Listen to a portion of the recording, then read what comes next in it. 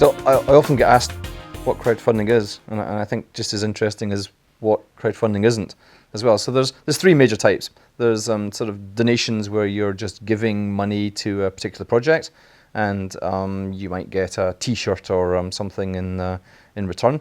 Donations or rewards, that's one category. The other is looking at loans, so people are actually putting loans into a company, and peer-to-peer lending, so 1,000 people are putting money in, as opposed to one person putting in 1,000 times that kind of money. And it's great for the people putting the money in. They get a marginal return on their cash. Great for the companies that are looking to raise capital. And then finally, what Angels Den is all about is equity crowdfunding, where you're putting money in, and in return you get an equity stake in the business. As we are here today, I mean, it's very much of the zeitgeist, and it's dreadfully trendy, darling. Everybody's in crowdfunding, and a lot of people are getting funded who, in my humble opinion, should not be getting funded.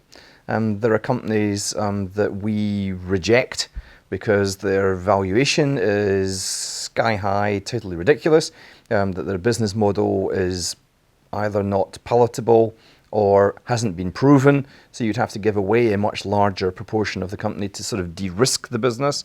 And so we spend a lot of our time rejecting companies, but in as nice a way as we possibly can, because we want them to come back again. But you know, the marketplace is so crazy at the moment that when we're seeing some of these deals actually getting funded, deals that we could never touch, which are sort of reasonable investors would sort of pallor at. And I think for us, what I'm more interested in is that the companies that we fund are around in 18, 19 months' time, rather than a quick fix, rather than us taking our 5% fee on a company to then see it collapse in 3 or 4 months' time. No, I don't think that really serves the ecosystem. And so I think there's a sense of responsibility in crowdfunding, that there has to be a sense of responsibility, that the companies have to be aware of what they need to do.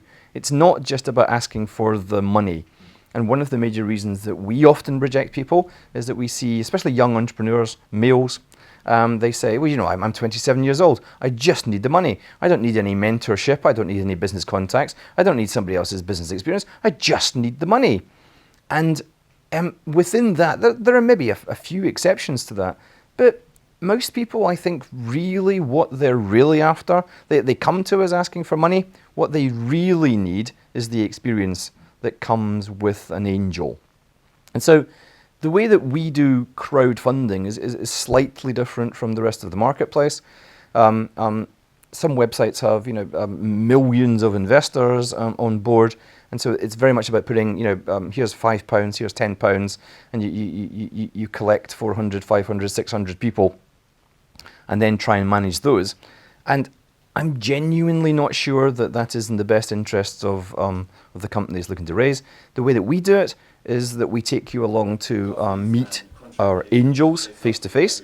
The angels get a feel of whether or not they can help you, whether or not they like you, whether or not your business has got any substance. They put in 30 to 40% of the money that you're looking for. We then go out to our database of angels, 8,300 angels. And we say, look, your peers have put in money, put in 30% of the money at this valuation. Here's the legals. Are you in or out? And that's how we tend to do the vast majority of our deals. So it's with experienced business people putting their money in, which hits all of my angles, because actually what companies need is the mentorship.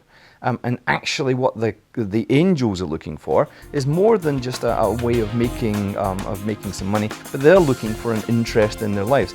The main thing for these people is whether or not they get on with you.